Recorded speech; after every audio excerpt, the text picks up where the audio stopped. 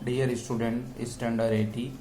Today we will try to understand history chapter 4, tribals, Decus, a vision of golden age.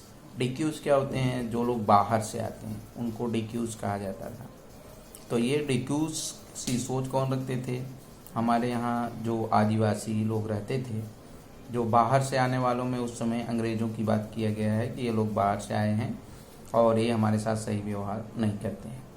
इसमें जो सबसे बड़ा नाम आता है वो है बिरसा मुंडा जी का, जिसको कि लोग भगवान की तरह पूजा करते थे। और बिरसा मुंडा का ऐसा कहना था कि हम भगवान के द्वारा भेजे गए एक सेवक हैं जो लोगों के दुखों को दूर करने के लिए आए हैं। मुंडा एक जाति होती है जो छोटा नागपुर के में ज़्यादा पाए जाते हैं। तो संथाल ये भी एक आदिवासी जाति है और ये लोग खास तौर से पाए जाते हैं बिहार में। तो ये जो आदिवासी जातियाँ थी, तो इनके लिए बिरसा मुंडा जी का ऐसा सोच था कि जो बाहर की ये जो सरकार आई है, ब्रिटिश सरकार, वो हमारे साथ अच्छा व्यवहार नहीं करती है। इसलिए हमको अपने पास्ट को, ग्लोरियस पास्ट को वापस लाना होगा। और पीछे गए वो, तो उन्होंने सोचा कि जैसे पहले भारत सोने की चिड़िया हुआ करती थी, उस तरीके के भारत को जो है बनाना होगा और हम लोग जो है खुशहाली का जीवन जिएंगे। लेकिन जो ये ट्राइब्स थे जो आराम के जीवन जीते थे, लिबर्टी के साथ जीते थे, इनको किसी प्रकार का कोई तकलीफ नहीं हो सकता था, लोग एक दूसरे के साथ रहते थे। बिरसा मुंडा का ऐसा कहना था कि सब लोग ईमानदारी से एक दूसरे के साथ रहें, किसी को कोई के जो है तकलीफ न दे। इस तरीके से उनका अपना ऐसा सोच था और कहा जो सरकार है वो ख़राब है, ये हम लोगों की फ्रीडम को छीनना चाहती है। तो इस तरीके से ब्रिटिशर्स बिरसा मुंडा का बढ़ता प्रभाव देख करके डरे थे और जिसके परिणाम ये किया कि बिरसा मुंडा जी को उठा के जेल में बंद कर दिया। और 1900 के यानी 1900 के पास लगभग बिरसा मुंडा जी का देहांत हो गया, जेल के अंदर ही उनको खोलना हो गया था। अब कुछ भी हो, लेकिन लोगों के अंदर यह ख्याल तो आ ही गया था कि यह सरकार जो है हमारे साथ अच्छा व्यवहार नहीं करती है, इसलिए हमें इस सरकार से बाहर निकलना ही होगा और इससे मुक्ति पाना ही होगा।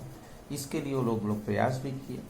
उड़ीसा के जो जंगल थे जहाँ आदिवासी जातियाँ एक झुंड में लोग रहते थे, ये लोग वहाँ साल महुआ के तेल निकालते थे और जो उसमें हर्ब सर्व को इकट्ठा करते थे, इससे खाना पकाते थे।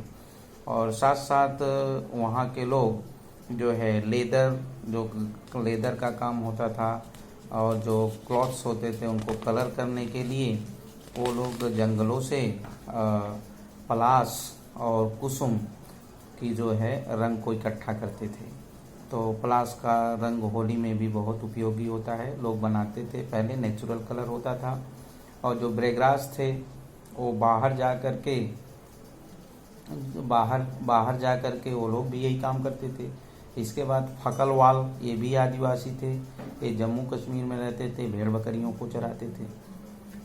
साथ साथ ये जो आदिवासी थे जूम कल्टीवेशन करते थे। ये जानना चाहिए कि जूम कल्टीवेशन किसे कहते हैं। जूम का मतलब ये हुआ कि आज जैसे इस जंगल में जो खाली जगह होती थी उसमें वो लोग खेती करते थे, जो कुछ भी उनको उगाना होता था। फिर इसके बाद वहाँ से वो हट करके दूसरी जगह चले जाते थे, फिर तीसरी जगह चले जाते थे। तो इस तरीके से जो है जूम कल्टीवेशन वो करते थे।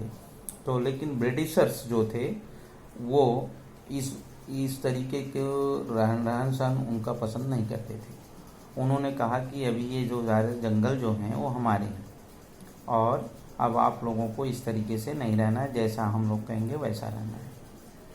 कभी कभी ये लोग क्या करते थे, महुआ का अल्कोहल भी बनाते थे।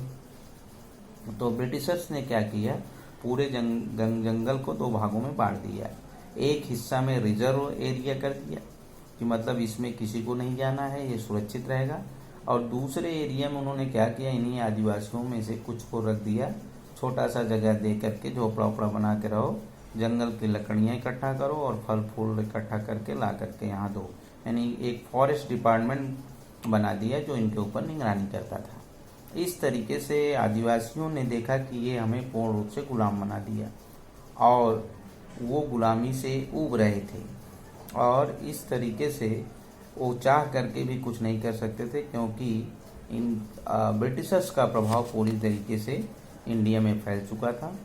तो इस चैप्टर में बस इतना ही। मिलते हैं नेक्स्ट वीडियो में नेक्स्ट चैप्टर के साथ। तब तक के लिए गुड बाय, नमस्कार।